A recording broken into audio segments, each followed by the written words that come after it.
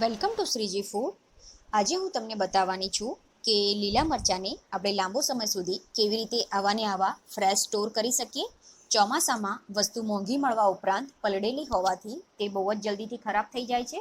તો જો એની આપણે સરખી રીતે કેર ના લઈએ તો ઘણા બધા મરચાં વેસ્ટ જાય છે. તો એવું ના થાય એના માટે શું ધ્યાન રાખવું એ હું આજે તમને બતાવીશ. તો એના માટે તમે જ્યારે પણ મરચાં લાવો માર્કેટમાંથી ત્યારે એટલું ધ્યાન રાખો કે ફ્રેશ હોય એવા સિલેક્ટ કરો. એ ફ્રેશ છે એ તમને કેવી રીતે ખબર પડશે કે જ્યારે પણ તમે મરચાં જોશો તો એનો જે નાકાનો ભાગ છે એ આવો એકદમ ગ્રીન હશે, અને જે વાસી મરચાં હશે એનો નાકાનો ભાગ યા તો લાઇટ બ્રાઉન કલરનો યા કોફી કલરનો હશે. તો એવા મરચાં ક્યારેય પણ ના લેશો, કેમ કે વાસી મરચાં સ્ટોર નથી થઈ શકતા, એ બહુ જલ્દીથી ખરાબ થઈ જાય છે. તો ઓલવેઝ આવા ગ્રીન નાકાવાળા જ ફ્રેશ મરચાં લો જે લાંબો સમય સુધી સ્ટોર થઈ શકે. તો હવે આપણે આ મરચાંના નાકાને હાથથી તોડીને અલગ કરી દેવાના છે. મેં આ મરચાંને પહેલાં ધોઈ લીધા છે અને પછી એને કપડાથી કોરા કરી લીધા છે. મરચાંના નાકાને આપણે આ રીતે હાથથી તોડીને અલગ કરવાના છે, એને ચપ્પાથી કાપવાના નથી. અને આ રીતે તોડતી વખતે જો કોઈ મરચું તૂટી જાય છે કે ખરાબ હોય તો એવું મરચું તમે એની સાથે મિક્સ ના કરશો, કેમ કે જો મરચું તૂટી જશે તો એનું પાણી નીકળશે અને એ બીજા મરચાંને પણ ખરાબ કરી દેશે.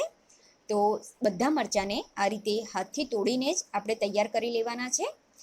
મરચાંનો જે આ ડીટાનો ભાગ હોય છે એમાં મેક્સિમમ બેક્ટેરિયા હોય છે અને એના લીધે જ મરચાં ખરાબ થઈ જતા હોય છે.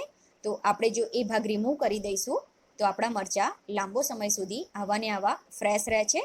તો હવે હું આ બધા મરચાંને આ રીતે તોડીને તૈયાર કરી લઉં છું.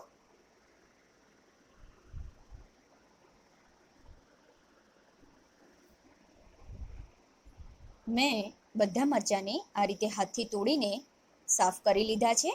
હવે આપણે આને સ્ટોર કરવા માટે જોઈશે એક પ્લાસ્ટિકનું ઝીપ પાઉચ. જો ઝીપ પાઉચ અવેલેબલ ના હોય તો તમે કોઈ પણ પ્લાસ્ટિકની પોલિથીન બેગ પણ યુઝ કરી શકો છો.